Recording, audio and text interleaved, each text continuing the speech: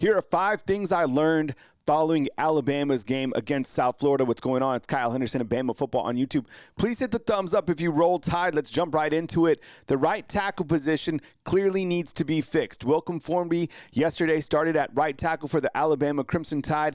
Absolutely struggled. We're going to show you the Pro Football Focus grades of the offensive line as well as the entire team in just a minute. I want to hear your suggestion for that right tackle position. Is it Elijah Pritchett? Is it someone else? Clearly, Alabama's offensive line a little bit banged up. You were missing Caden Proctor, who is day-to-day according to Coach Kalen DeBoer, and Elijah Pritchett didn't play until the fourth quarter. I want to hear from you in terms of what you think that Alabama should do at the right tackle position. Last night, it just wasn't it. The penalties, 13 penalties for 120 yards. Now, 2 seasons ago when Alabama dropped 2 games that they were penalized over 10 times, they didn't win. Now, last night against South Florida, it was back and forth. I think there was one series, it was completely aggravating, where the 2 teams traded probably, like 6 penalties back-to-back. It was sloppy football for that most part. Now, the first 3 quarters were completely different than that fourth quarter, and we'll talk about that fourth quarter turn-up. But the penalties certainly have to improve, and I think this is also a sign of a young team. As we continue to look at this roster and the snap counts, keep an eye on how many seniors and how many vets compared to the redshirt freshmen that are starting. For example, we go back to Welcome Formby.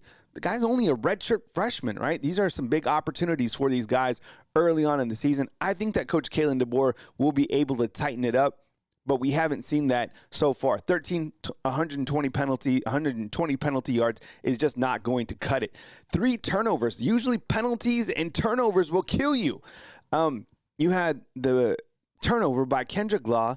That was a fumble on the kickoff return, on a beautiful kickoff return.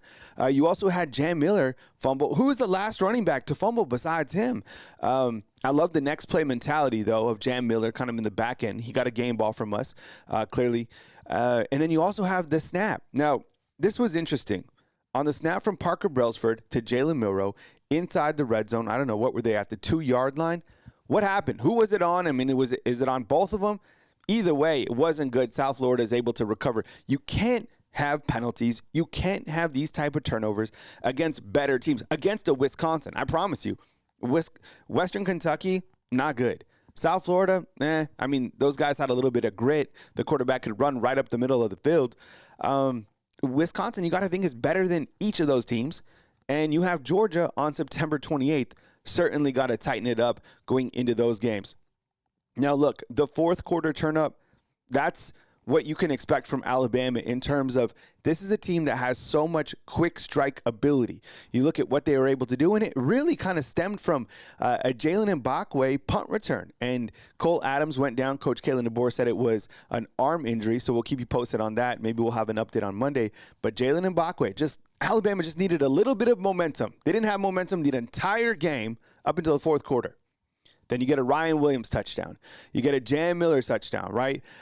You saw that fourth quarter kind of erupt, and it stemmed from just a little bit of momentum. So let's go over our game balls in this game. Then we're going to walk you through the snap counts for every single position. Kyle Henderson, Bama Football on YouTube. I appreciate you guys being here. First of all, let's give a game ball to Tim Keenan. When you start to dive into the numbers, this guy played exceptional.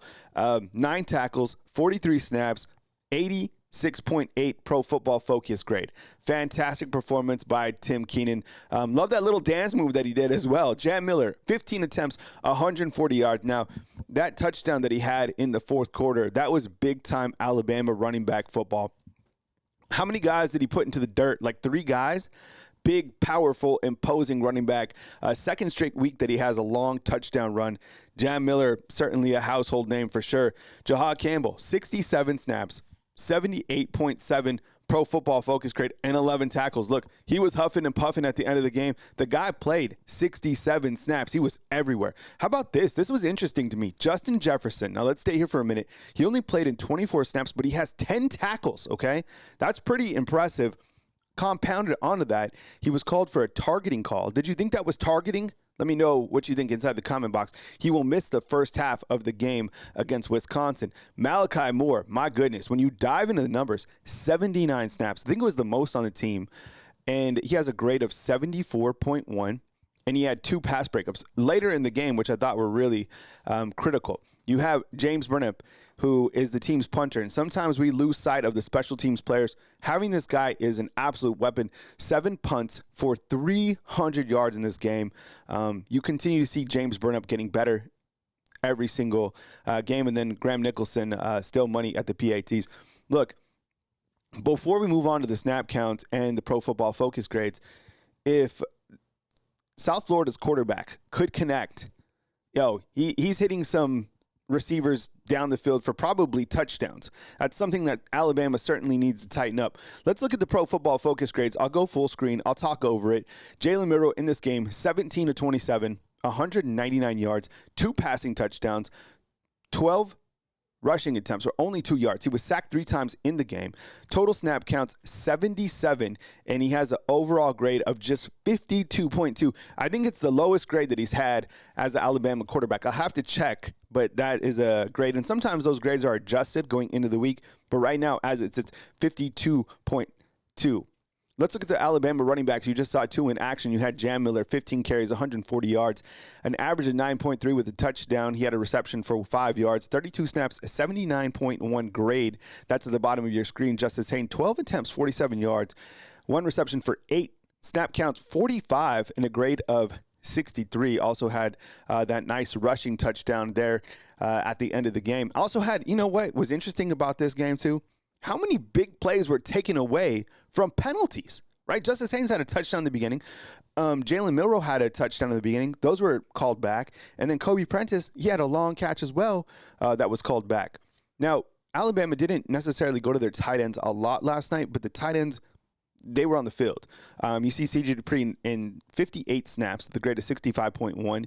Robbie Oots, 28 snaps, a grade of 60.1. Danny Lewis gets in there for 3 snaps, and then Josh Cuevas had a catch for 5 yards. When we look to the Alabama wide receivers, we will start on this graphic from left to right. And as you can see, Jeremy Bernard, he was targeted 7 times, has 4 receptions for 53 yards. Snap counts 69 and a grade of 71.6. Look, Jalen Milroe was going to Jeremy Bernard, and he was going to Ryan Williams. Kendrick Law, look, they didn't go to him. He had 1 reception last game against Western Kentucky. He wasn't targeted last night. He played in 24 snaps. His grade is 52.4. Do you find that interesting, that in 2 games he has just 1 reception? How about Kobe Prentice, now up to 6 receptions on the season? He had 34 yards against South Florida. And he was targeted 3 times. He comes up with a touchdown, 26 snaps, a grade of 81.7. This is the second consecutive game that Kobe Prentice has graded out at over 80%. Ryan Williams, just a freshman, just 17 years old, 4 receptions, 68 yards, an average of 17. He has a touchdown in a critical point of the game where you needed momentum. He was targeted 7 times. Now, look, how do you feel about how South Florida played him? I think some of this was Jalen Milroe overshot him, but also South Florida, they were holding on to him. They had a safety over top. People, they are afraid of Ryan Williams. I promise you. Still hauls in 68 yards. Think about this. He has 3 touchdowns in 2 games. Emmanuel Henderson played in 14 snaps. Cole Adams, the update on him is it's an arm. It was injury. Man, he catches a pass. It didn't look good. Hopefully the kid's okay. I really like his game. I like him at punt returner, but Jalen Mbakwe will now be the punt returner for Alabama until further notice. Caleb Odom gets in, 4 snaps or something like that. Didn't see Rico Scott. We continue with the Pro Football Focus grades and the snap counts right here on Bama Football on YouTube. Okay, you're not going to like this. I get it. But here we are, okay? And Tyler Booker, all right? 77 snaps at the left tackle position, a grade of 45.6. It's not his natural position, but the grade is what it is. All right, we need Caden Proctor back. Geno Vandermark, 77 snaps, a grade of 55.5. Parker Brailsford, 76 snaps, 54.2. Jaden Roberts, 77 snaps and a grade of 70.7. Wilcom Formby at right tackle. This was bad, fam. All right. Look at the tackles right here. Okay. So this is what I want to ask you. Okay. And you see Elijah Pritchard just came in for 6 snaps. Now, when we look at this and we look at your left tackle from last night and you look at your right tackle and they have grades of under 50%, how do you grade a quarterback like Jalen Milroe? And I mean, look at the offensive linemen. If these guys are getting beat off the edge, if these guys are struggling, how much is it on these guys and how much is it on Milroe? Now, there was maybe a sack where I felt Jalen Milroe could have threw the ball out, but I mean, if he's under duress, I feel it's hard to grade him. Look, if he's not performing well, and I thought he was inaccurate last night, talking about Jalen Milroe, but also look at the offensive line that's set up. Now, it'll be a different offensive line against Wisconsin. I'm curious to get your feedback, how the offensive line play affects the quarterback play. And for those of you that want a different quarterback out there, could Ty Simpson fare better with tackles that are still performing at this level? I think it's worth talking about. Okay, you have the defensive tackle. Look, as you're going to see on the defense, these guys played really good. I know there was a couple drives where it seemed like the South Florida quarterback, and look, he did run for over 100 yards. But at the defense, they played well. Tim Keenan in here, 9 tackles, sack and a half, 43 snaps, a grade of 85.8. Outstanding. Tim Smith had a grade of 82.5, plays in 40 snaps, 5 tackles. Jaheim Otis, 18 snaps. James Smith, 26 snaps and a grade of 60.3. At the bandit position, you had Jamarian Lathan, LT Overton. Look, LT played in 36 snaps, 86.8 Pro Football Focus. That's absolutely I think that's the second week in a row he's graded over 80. Didn't see Keon Keeley and didn't see Jordan Renard. In 2 games, Keon Keeley's played in just 3 snaps. At the Wolf position, Q-Rob, I felt like I saw Q-Rob everywhere. 30 snaps, 66.3, had 7 tackles.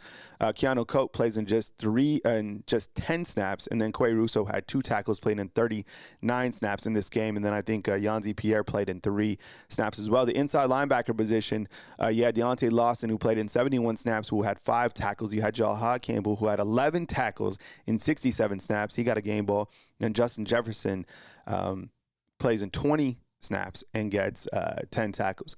You go with the corner position for the Alabama Crimson Tide, and I need to add how many times these guys were targeted. I didn't like necessarily what I saw from this group. I mean, outside of Damani Jackson, I feel like Damani's played pretty good in these first 2 games, but, teams are going to target Zaven Brown, like 100%. He was beat. I think it was once or twice. I thought they were running the same play. I think they targeted him twice. Jalen Ibakwe played in 18 snaps. Now, his grade is 70.6. It's a lower grade. And they also attacked Red Morgan in the backfield. You see the safety position. But I thought Malachi Moore and Keon Sapp, I thought those guys played really good last night, just in my opinion. Red Morgan was certainly targeted. We'll go over the special teams, and you have Graham Nicholson last night, who was money on PATs. James Burnap, he got a game ball, 7 punts, 300 yards, an average of 42.9. Kendrick Law had a kick return, 52 yards, but he fumbled it. And then Jalen Ibakwe, I thought he came in and did a great job, 2 punt returns for 28 yards. When you look to this team and you kind of look to what they were able to do, look, it wasn't perfect. I think when you zoom out a little bit more, you see that the defense did play, I think they played better than we probably saw. It was a frustrating game for the second year in a row against South Florida, a team that, look, is on the rise in the AAC. They got an okay quarterback. And I think Alex Golish, he's a good coach. I think he's a future Power 5 coach. And Kalen DeBoer, even after the game, said this isn't even a wake-up call. You just need to tighten some things up. You do, because Wisconsin and Georgia are the next teams up. And those teams are much better than Western Kentucky and South Florida. I think going forward, the offensive line will be better, which gives me more confidence for this Alabama offense. And what gives me confidence about the offense is the quick strike ability. These guys can score it on any single play. There's so many playmakers on this team. The quarterback position, the running back position, the wide receivers, the offensive line finds their continuity. I think they'll be ready to go. And to be honest, it's starting to look like the theme of this team is the defense. They might bend a little bit, but they don't break, and they play some pretty good red zone football, and they make it tough for you to get into the end zone. I want to hear your 5 takeaways. Post 5 things that you learned from this game inside the comment box. If it's 1 or 2, it's all good. I appreciate you guys being here. I'll be here as news happens. depending on, the NFL games that are taking place, I might even be live tonight on Sunday, but I will catch you live for sure on Monday morning at 10 a.m. Kyle Henderson of Bama Football on YouTube. I appreciate you guys. I love you guys. I'll catch up with you guys inside the comment box right here on Bama Football on YouTube.